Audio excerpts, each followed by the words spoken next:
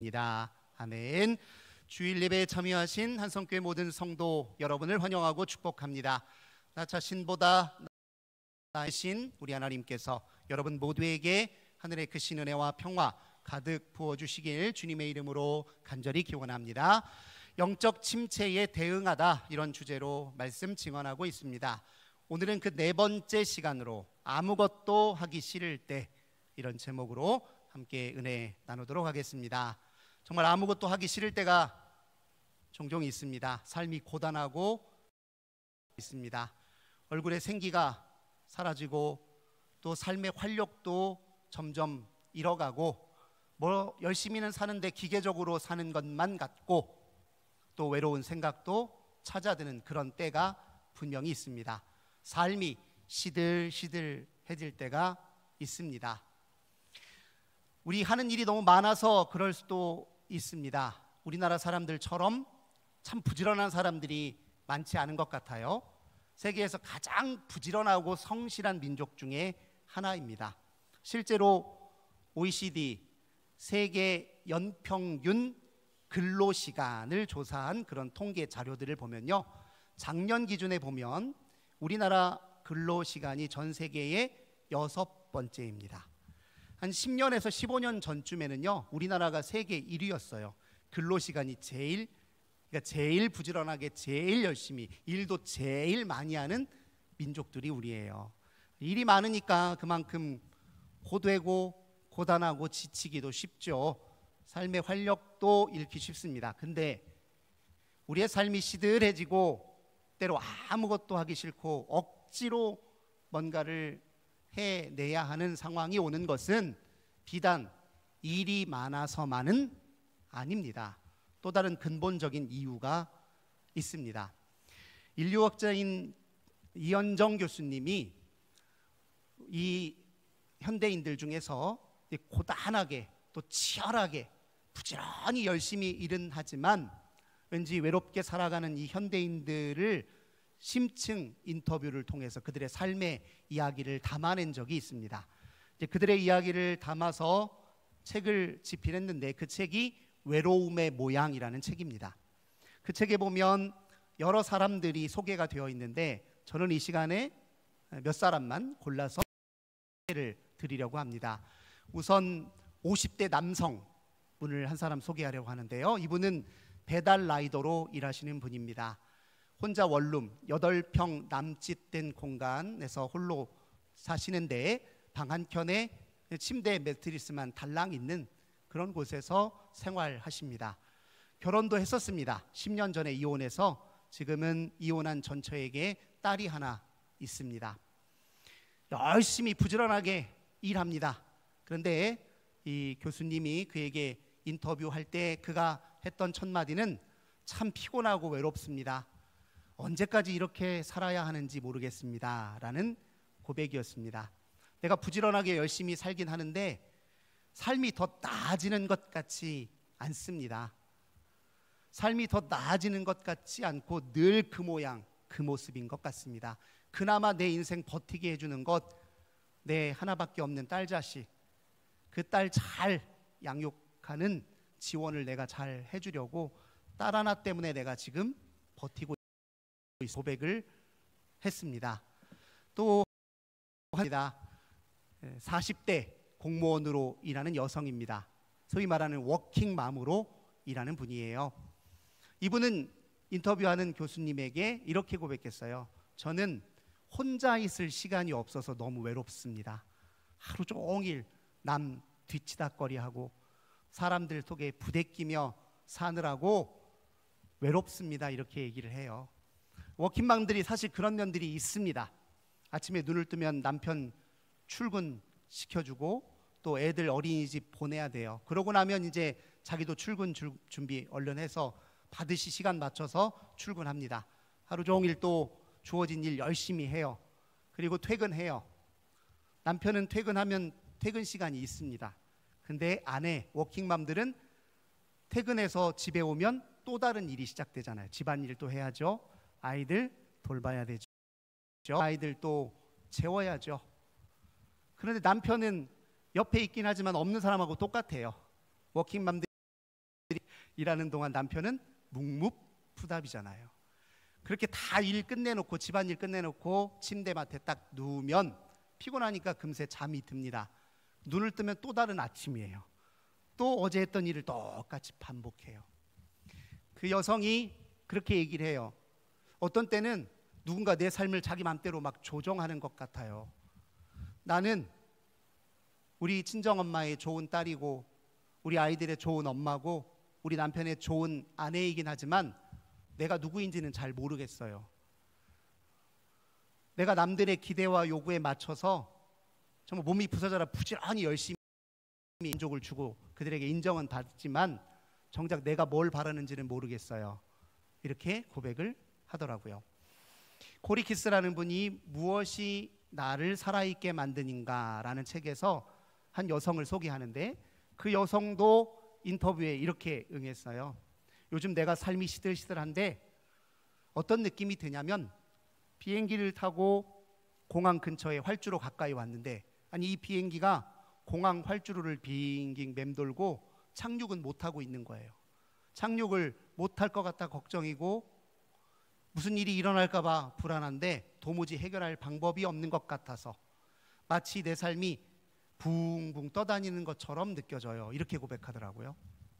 이 세 사람의 고백을 한번 이렇게 쭉 들여다보십시오. 무엇이 문제입니까? 제가 보기에는 다 부지런하고 성실하고 열심히는 살아요. 그런데 그렇게 살다 보니까 잃어버린 것이 있었습니다. 자기 자신을, 자기 본질을, 자기 자신의 진정한 삶을 잃어버렸습니다. 우리 기독교 신앙의 언어로 표현하자면 세상의 요구와 또 세상이 우리에게 주는 보상에 얽매여 살다가 영혼을 잃어버리고 영원히 잠들어 있는 삶을 살고 있는 것 아닌지 저는 그렇게 그 세 사람의 삶을 통해 확인합니다. 우리가 때로 삶이 시들해지고 고단하고 정말 아무것도 하기 싫은데 억지로 하는 것처럼 느껴질 때 사실 그것은 일이 많아서이기도 하지만 우리 삶에 대한 성찰이 결여되어 있고 우리 자신을 돌볼 시간이 없고 우리의 영혼의 목소리를 간과했기 때문임을 우리가 되돌아볼 필요가 있습니다. 우리는 때로 지나치게 세상의 요구에 나 자신을 억지로 꿰맞추고 살아요. 세상이 주는 보상에 너무 때가 많습니다. 내 영혼도 나에게 요구하는 게 있는데 나의 영혼도 내 내면의 깊은 곳에 나의 진짜 자기도 나에게 속삭이는 목소리가 있는데 그건 잘 안 듣고 살 때가 많다는 것입니다. 근데 이 세상이 우리에게 주는 그 세상이 주는 보상이라는 것이요, 그게 우리에게 잠깐은 짜릿한 맛을 주기도 하지만 정말 많은 부작용을 가져다 주기도 합니다. 앤소니 드 멜로라는 분이 행복한 삶으로의 초대에서 우리가 소위 말해 세상의 요구에 부응해서 세상이 주는 보상을 맛볼 때 느끼는 느낌을 세속적 느낌이라고 정의 내리고 우리의 영혼의 만족, 영혼의 요구에 따라 영혼이 만족할 때 느끼는 영혼의 느낌을 분리해서 구별지어 설명한 적이 있습니다. 세속의 느낌은 이런 거예요. 우리가 누군가에게 박수갈채를 받을 때, 칭찬 듣고 인정을 받을 때, 세상에서 성공하고 다른 사람과의 경쟁에서 승리하여 올라섰을 때, 그리고 어느 집단에서 비교적 높은 자리, 우두머리의 자리에 올라서 남을 자기 힘으로 권력으로 지휘할 수 있을 때, 그때 느끼는 짜릿한 느낌을 세속적 느낌이라고 분류했습니다. 이런 느낌들 우리 다 바라지요. 그러면 하고 싶은 마음이 있습니다. 그런데 그런 세상이 주는 그 보상, 세상이 주는 그 세속적 느낌에는 부작용이 있어요. 인정받으면 지난주에 말씀드렸죠. 또 거부당할까 봐, 부정당할까 봐 두려운 마음도 같이 있어요. 경쟁에서 이기면 어떻습니까? 질 때도 있고 떨어질 때도 있으니까 또 불안해요. 남들 위에 군림하고 자기 힘을 휘둘러 남들을 자기 뜻대로 통제하는 순간 짜릿함도 있지만 혹시 저 사람이 뒤에서 내 욕을 하진 않을까? 혹시 저 사람이 나를 밀어내고 이 자리를 차지하지 않을까?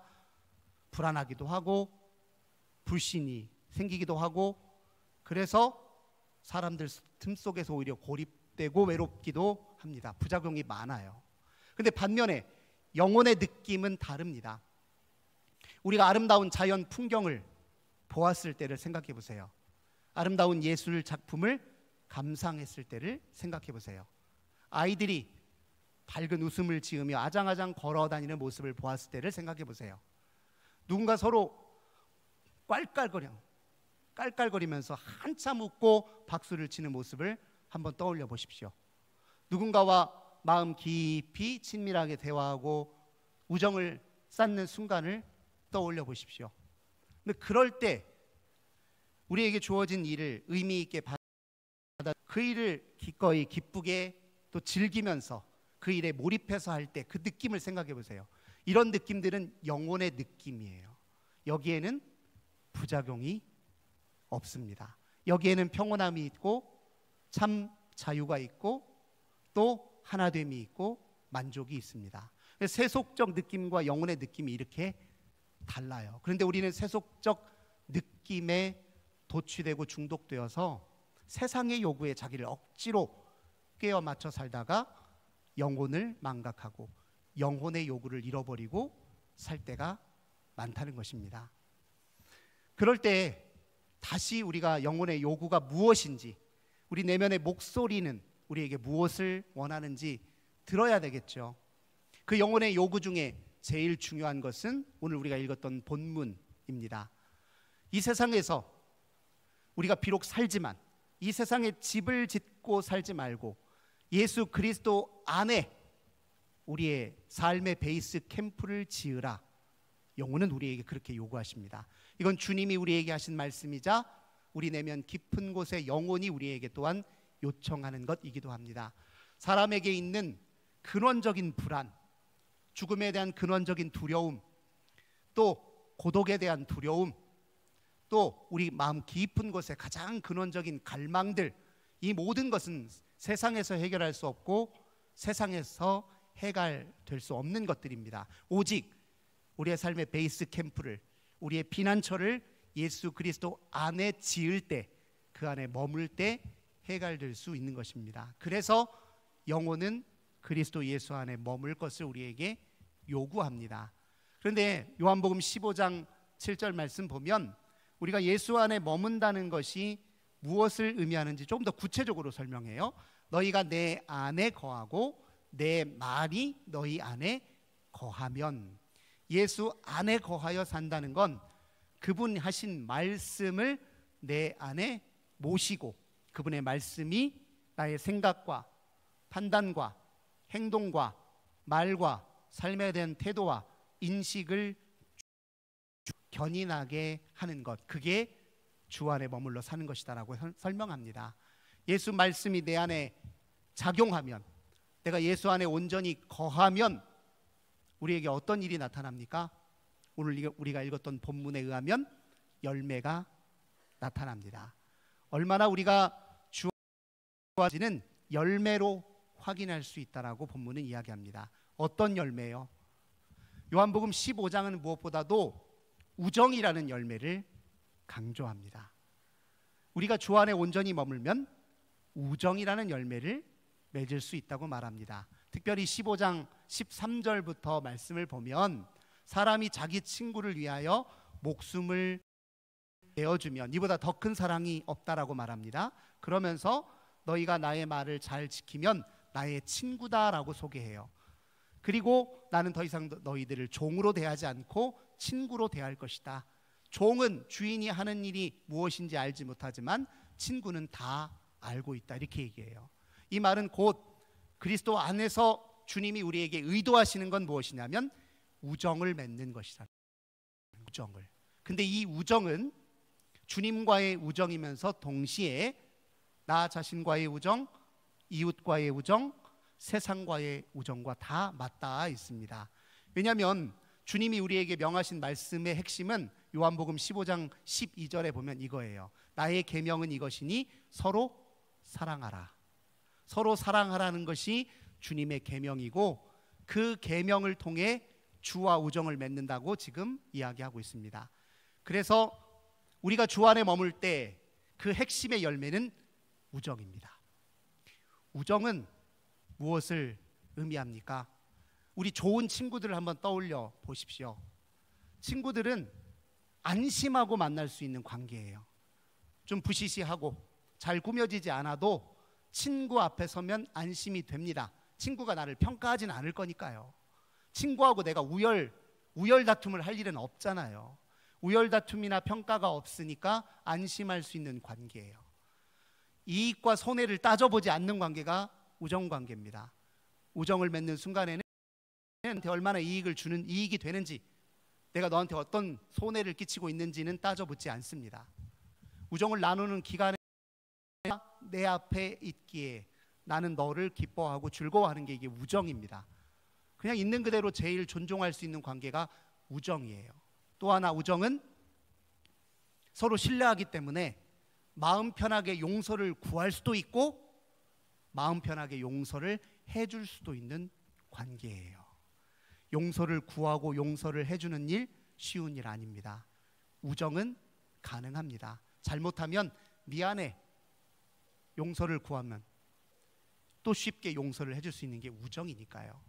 그 우정은 우선 우리 자신과 시작되어야 됩니다. 초두에 소개했던 사람들 공통점 보세요. 열심히 부지런히 살아요. 50대 그 배달 라이더로 일하는 그분은 딸을 위해서만 살아요. 워킹맘으로 일하는 공무원 여성은 좋은 엄마, 좋은 아내, 좋은 딸로만 살아요. 자기는 없어요. 삶이 마치 붕 떠다녀서 빙빙 제자리를 맴돈 것처럼 여겨지는 그 여성도 자기 자신을 잃어버렸습니다. 내가 날 위해서, 내가 나 유익한 행동이 있어야 됩니다. 내가 나와 사귀는 과정이 필요합니다. 나도 위로가 필요하고 나도 재미난 일이 필요하고 나도 즐거운 일이에요. 남들과 이 세상의 요구에 나를 억지로 꿰맞추는 거 말고 나도 나를 사랑하는 일이 필요하다는 거예요. 어떤 사람은 그래요. 난 술 좋아하니까 술이나 실컷 마셨으면 좋겠다. 그거는 자기하고 사귀는 건 아니잖아요. 자기한테 독을 주면서 어떻게 자기를 사랑한다고 말할 수 있습니까? 어린 시절에 잃어버린 것들이 있죠.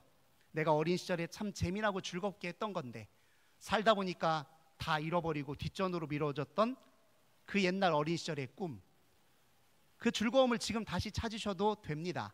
우리 교회 미술부 있잖아요. 그분들 전공하신 분 아니잖아요. 근데 그림 그리는 게 즐거우니까 옛날 기억 떠오르면서 그림 그리면서 그 자기를 사랑하고 자기와 교제하는 방법이에요. 곧잘 잘 그려서 작품 전시회도 열지 않았습니까? 우리 성도님들 생각해 보세요. 내가 나를 위해서 즐거움을 줄 수 있는 것, 내가 나를 건강한 방식으로 사랑할 수 있게 해서 할 수 있는 일이 무엇인지 생각해 보세요. 주 안에 살면 자기와의 우정이 깊어집니다. 사실 하나님의 말씀을 묵상하는 것도 자기와의 사귐이에요. 주님과의 사귐이면서 동시에 자기와의 사귐입니다. 말씀을 보면 자기가 보여요. 말씀을 읽으면 자기가 보입니다. 기도를 드리면 자기 모습이 다 들려요. 그걸 견디고 그 과정에서 나를 보고 나를 보듬고 내 아픔을 이겨내고 새로운 희망을 품는 거, 그 자기와의 중요한 사귐입니다. 그리스도 안에서 우리는 이 일에 힘쓸 수 있어요. 제가 우리 아내가 한참 아들이 제가 5학년 4학년 아들 둘인데 어렸을 때 우리 아내는 이제 독방 육아를 하죠. 독방 육아라고 하죠. 저는 이제 새벽에 일찍 나가서 밤 늦게 들어올 때가 많으니까. 그럼 이제 너무 힘들죠. 두 아들을, 어린 아이들을 키울 때. 제가 그때 우리 아내를 위해서 해방의, 일주일에 하루를 해방의 날을 선포한 적이 있습니다. 목요일 저녁은 특별한 신방이 없는 이상은 무조건 나가라고 해요. 목요일 저녁은 내가 애들 봐줄 테니까 당신 하고 싶은 거 해. 친구들 만나서 수다들 떨고 맛있는 것도 먹고 밤 12시가 됐든 1시가 됐든 들어오기만 하면 된다고 하고 목요일마다 해방의 날을 선포한 적이 있습니다. 우리 그렇게 우리 자신에게 해방의 날을 선포하세요. 남편들, 수고하는 아내들을 위해서 해방의 날을 꼭 선포해 주시기를 부탁드리겠습니다. 반대도 마찬가지고요. 네. 그렇게 자기와의 우정을 쌓는 시간이 필요하고 영혼의 요구에 부응하는 삶입니다. 그게 또 다른 사람들과도 물론 우정을 쌓아야 됩니다. 이 세상에서요, 우정을 제대로 맺지 못해서 외로운 사람들이 많아요. 우리 교회 공동체가 저는 우정의 공동체가 됐으면 좋겠어요. 외로운 사람들 불러서 좀 마음 편하게 자기 이야기도 좀 나누고 위로도 받고 힘도 얻고 용기도 얻고 그렇게 서로 소소한 대화 속에서 격려도 받고 우정의 공동체가 되었으면 좋겠습니다. 옆집 사는 분 중에 외로우신 분들 있으면 다 이 자리로 좀 데려오세요. 같이 예배도 드리고 식사도 하시고 다른 벗들과 좀 대화도 나눌 수 있도록요. 우정을 서로 나누는 과정이 없으면, 우정을 나누는 일이 없으면 우리는 지치고 시들해지게 되어 있습니다.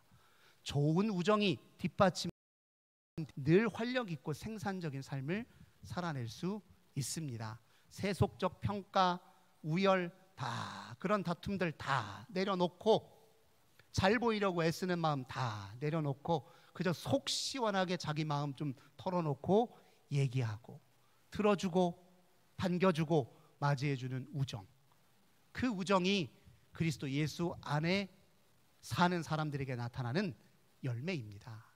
그게 주님과의 우정으로 깊어지게 되어 있습니다.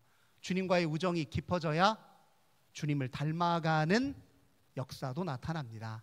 우리는 결국 우리가 얼마나 주님과 가까워졌느냐, 주님의 성품을 얼마나 닮아 있느냐로 우리의 신앙의 알짜, 진짜가 평가되게 되어 있습니다.